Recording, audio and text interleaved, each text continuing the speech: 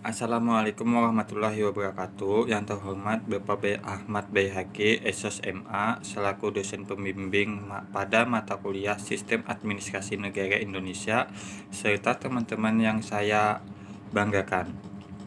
Puji syukur marilah kita panjatkan kepada Allah Subhanahu wa Ta'ala, dan sholawat serta salam semoga tetap tercurahkan kepada baginda Rasulullah Muhammad Sallallahu Alaihi Wasallam. Di sini saya Husni Tamrin dari kelompok 3 dan teman-teman saya yang bernama Ahmad Haidir, Fitri Maulida, Putri Nurlidia, Nurul Maulida, Sri Mulyana.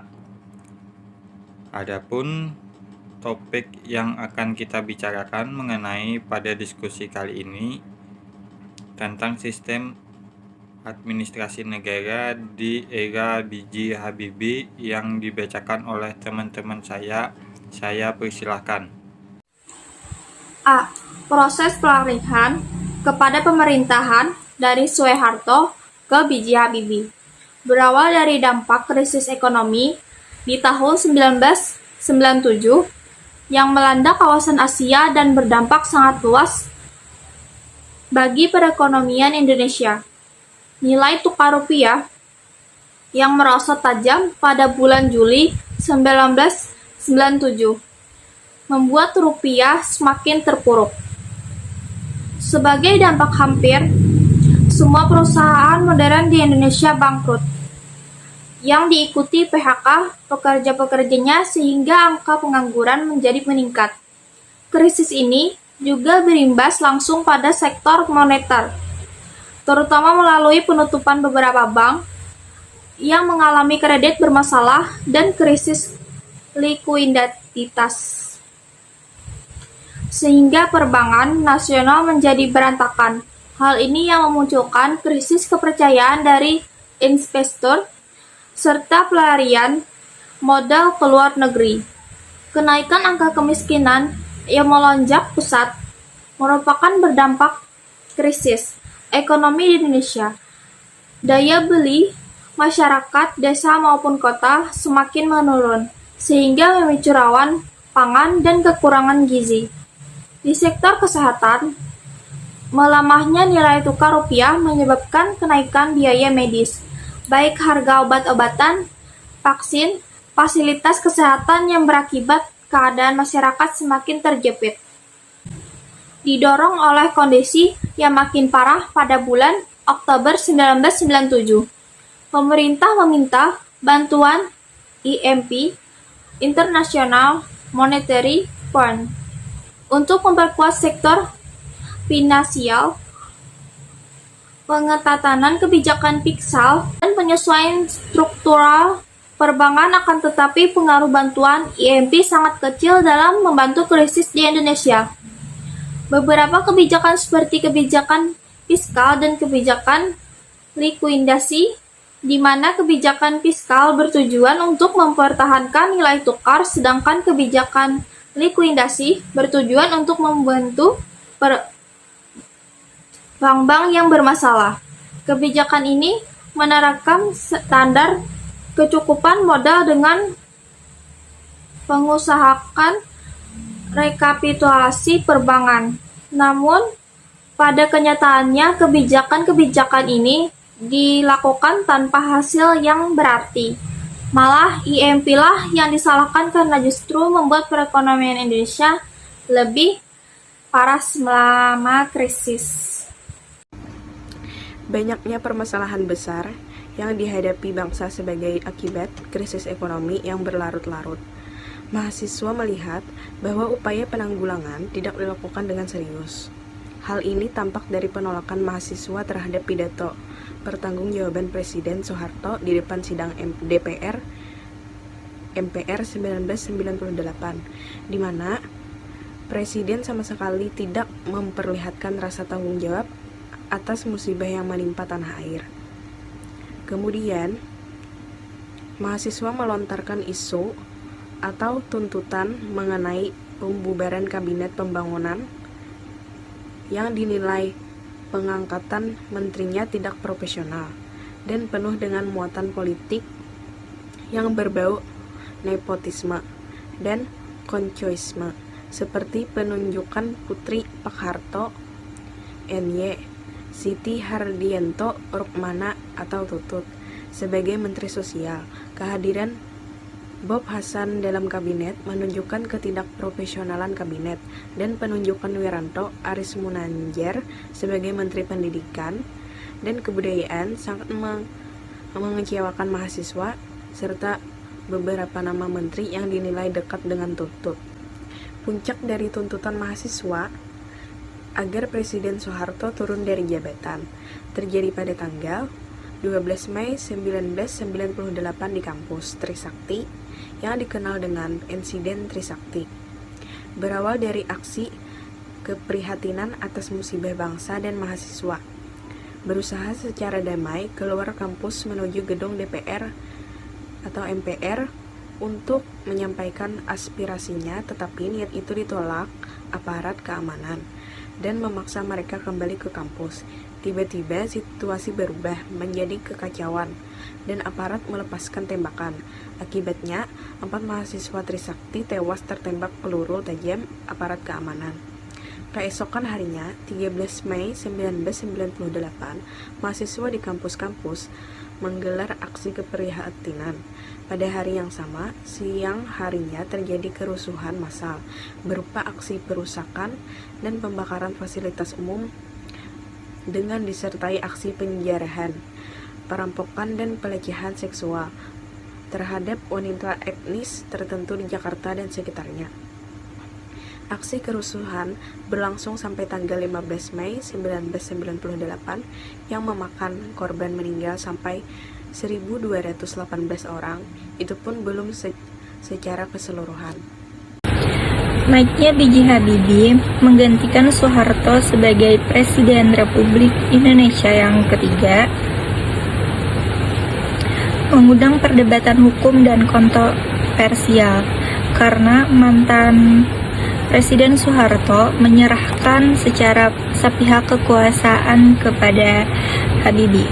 Di kalangan mahasiswa, sikap atas pelantikan Habibie sebagai presiden terbagi menjadi 3 kelompok.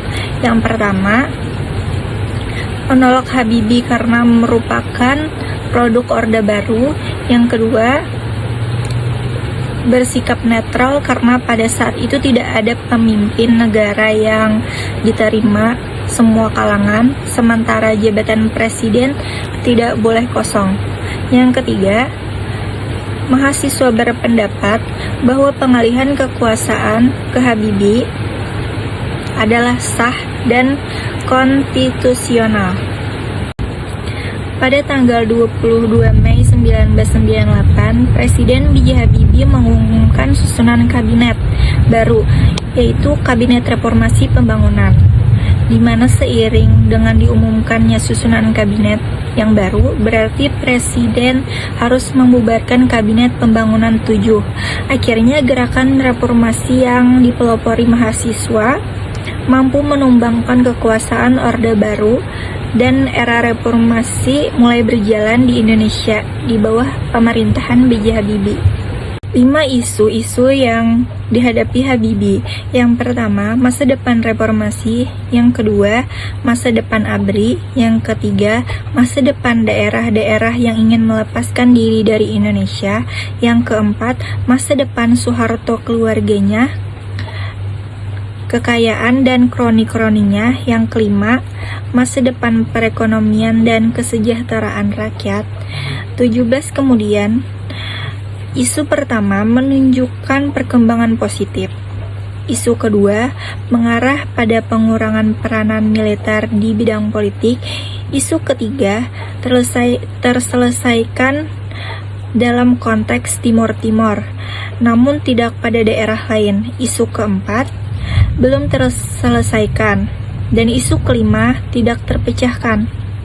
Habibie mulai menjabat jabatannya dengan kepercayaan rendah dan aktivis mahasiswa, militer, sayap politik utama, investor luar negeri, dan perusahaan internasional. B. Kebijakan-kebijakan pada masa pemerintahan B.J. Habibie di era reformasi. Setelah Soeharto menyatakan berhenti dari jabatannya sebagai Presiden Republik Indonesia pada tanggal 21 Mei 1998, maka pada pagi itu juga Wakil Presiden B.J. Habibie dilantik di hadapan pimpinan Mahkamah Agung menjadi Presiden Republik Indonesia ketiga di Istana Negara. Dengan berhentinya Soeharto sebagai Presiden Republik Indonesia, maka sejak saat itu Kabinet Pembangunan 7 dinyatakan demisioner atau tidak aktif. Selanjutnya, tanggal 22 Mei 1998 pukul 10.30 WIB, kesempatan pertama Habibie untuk meningkatkan legitimasinya yaitu dengan mengumumkan susunan kabinet baru yang diberi nama Kabinet Reformasi Pembangunan atau berdasarkan keputusan Presiden Republik Indonesia nomor 122/M tahun 1998 di Istana Merdeka. Dengan keputusan Presiden tersebut di atas, Presiden Habibie memberhentikan dengan hormat para Menteri Negara pada Kabinet Pembangunan 7. Kabinet Reformasi Pembangunan ini terdiri dari 36 menteri, yaitu 4 menteri negara dengan tugas sebagai menteri koordinator, 20 menteri negara yang memimpin departemen, 12 menteri negara yang bertugas menangani bidang tertentu.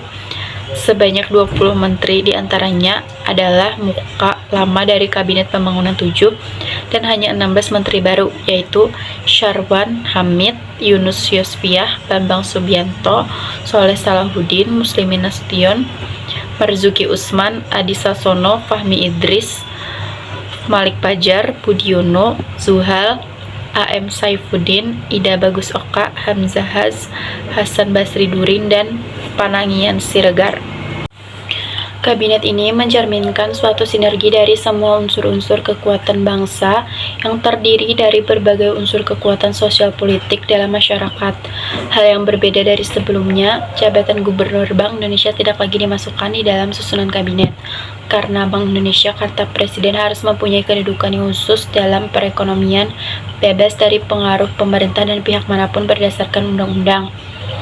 Pada tanggal 23 Mei 1998 pagi, Presiden Habibie melantik menteri-menteri Kabinet Reformasi Pembangunan. Presiden Habibie mengatakan bahwa Kabinet Reformasi Pembangunan disusun untuk melaksanakan tugas pokok reformasi total terhadap kehidupan ekonomi, politik, dan hukum. Kabinet dan dalam waktu yang singkatnya akan mengambil kebijakan dan langkah-langkah proaktif untuk mengembalikan roda pembangunan yang dalam beberapa bidang telah mengalami hambatan yang merugikan rakyat. Kebijakan-kebijakan pada masa pemerintahan Presiden B.J. Habibie yaitu: 1. Pada bidang politik, ada berbagai langkah-langkah kebijakan yang dilaksanakan pada pemerintahan Presiden B.J. Habibie. Setelah terbentuknya Kabinet Reformasi Pembangunan, kebijakan politik yang diambil yaitu dengan dibebaskan para tahanan politik pada masa Orde Baru, peningkatan kebebasan pers, pembentukan parpol dan percepatan pemilu dari tahun 2003 ke tahun 1999, penyelesaian masalah Timur Timur, pengusutan kekayaan Soeharto dan kroni-kroninya, pemberian gelar pahlawan reformasi bagi korban Trisakti. 2. Pada bidang manajemen internal ABRI, pada masa transisi di bawah Presiden B.J. Habibie, banyak perubahan-perubahan penting terjadi dalam tubuh ABRI, terutama dalam tataran konsep dan organisatornya. 3. Pada masa bidang ekonomi, di dalam pemulihan ekonomi, secara signifikan pemerintah berhasil menekan lalu inflasi dan gejolak moneter dibanding saat awal terjadinya krisis. Namun, langkah dalam kebijakan ekonomi belum sepenuhnya menggembirakan karena dianggap tidak mempunyai kebijakan yang konkret dan sistematis, seperti sektor real belum pulih. Di sisi lain, banyaknya kasus penyelewengan dana negara dan bantuan luar negeri membuat Indonesia kehilangan momentum pemulihan ekonomi. Pada tanggal 21 Agustus 1998, pemerintah membekukan operasional Bank Umum Nasional, Bank Modern, dan Bank Dagang Nasional Indonesia. Kemudian, di awal tahun selanjutnya, kembali pemerintah melikuidasi 38 bank swasta, 7 bank diambil alih pemerintah dan 9 bank mengikuti program rekapitulasi. Untuk masalah distribusi sembako utamanya minyak goreng dan beras, dianggap kebijakan yang gagal. Hal ini nampak dari tetap meningkatnya harga beras walaupun telah dilakukan operasi pasar. Ditemui juga penyeludupan beras ke luar negeri dan penimbunan beras. C. Keadaan sosial di masa Habibie. Kerusuhan antar kelompok yang sudah bermunculan sejak tahun 90-an semakin meluas dan brutal. Konflik antar kelompok sering terkait dengan agama, seperti di Powerjo, Juni 1998. Kaum muslim menyerang 5 gereja. Di Jember, adanya perusakan terhadap toko-toko milik Cina. Di Cilacap, muncul kerusuhan anti-Cina. Adanya teror ninja bertopeng melanda Jawa Timur dari Malang sampai Banyuwangi. Isu santet menghantui masyarakat kemudian di daerah-daerah yang ingin melepaskan diri seperti Aceh. Begitu juga dengan Papua, semakin keras keinginan membebaskan diri. Juli 1998, OPM mengibarkan bendera bintang kejora sehingga mendapatkan perlawanan fisik dari TNI. D. Berakhirnya masa pemerintahan B.J. Habibie. Dengan mundurnya Presiden Soeharto dari jabatan Presiden pada tanggal 21 Mei 1998, maka Wakil Presiden B.J. Habibie menggantikan kedudukannya sebagai Presiden. Pelimpahan ini memunculkan reaksi pro dan kontra dalam masyarakat. Hal ini menunjukkan bahwa legitimasi pemerintahan B.J. Habibie sangat lemah, karena keberadaan Habibie dianggap sebagai suatu paket warisan pemerintahan Soeharto. Bahkan beberapa kelompok menuntut pembentukan pemerintahan transisi. Hal lain yang melemahkan legitimasi Habibie dalam memimpin pemerintahan ialah ia tidak dipilih secara luber dan jurdil sebagai presiden dan merupakan satu paket pemilihan pola musyawarah mufakat dengan Soeharto. Selain itu, beberapa tokoh memberi komentar pemerintahan Habibie sebagai pemerintahan transisi. Ujar Nurklis Majid. Belum lepas dari bayang-bayang Soeharto, ujar Amin Rais, melakukan reformasi hanya pada kulitnya saja dan perpanjangan rezim mantan Presiden Soeharto, ujar Megawati. Komentar-komentar tersebut makin melemahkan legitimasi Habibie sebagai presiden. Meskipun terdapat berbagai kemajuan dan keberhasilan yang dicapai oleh pemerintahan Habibie, di mana sejak Kabinet Reformasi Pembangunan dibentuk, seperti penyelenggaraan sidang istimewa MPR, penyelenggaraan pemilu, dan reformasi di bidang politik, sosial, hukum, dan ekonomi. Di tengah-tengah upaya pemerintahan Habibie memenuhi tuntutan reformasi, pemerintahan Habibie dituduh melakukan tindakan yang bertentangan dengan kesepakatan MPR mengenai masalah Timur Timur. Pemerintahan dianggap tidak berkonsultasi terlebih dahulu dengan DPR, MPR, sebelum menawarkan opsi kedua kepada masyarakat Timur Timur. Dalam jajak pendapat terdapat 2 opsi yang ditawarkan di masyarakat di bawah Presiden B.J. Habibie, yaitu otonomi luas bagi Timur Timur dan kemerdekaan bagi Timur Timur. Akhirnya, tanggal 30 Agustus 1999, pelaksanaan penentuan pendapat di Timur Timur berlangsung aman dan dimenangkan oleh kelompok pro kemerdekaan, yang berarti Timur Timur lepas dari wilayah NKRI. Masalah itu tidak berhenti dengan lepasnya Timur Timur. Setelah itu, muncul tuntutan dari dunia internasional mengenai masalah pelanggaran HAM, yang meminta pertanggungjawaban militer Indonesia sebagai penanggung jawab keamanan pasca. Jajak pendapat hal ini mencoreng Indonesia di dunia internasional. Pada tanggal 1 sampai 21 Oktober 1999, MPR mengadakan sidang umum dalam upaya suasana sidang umum MPR yang digelar di bawah pimpinan Ketua MPR Amin Rais.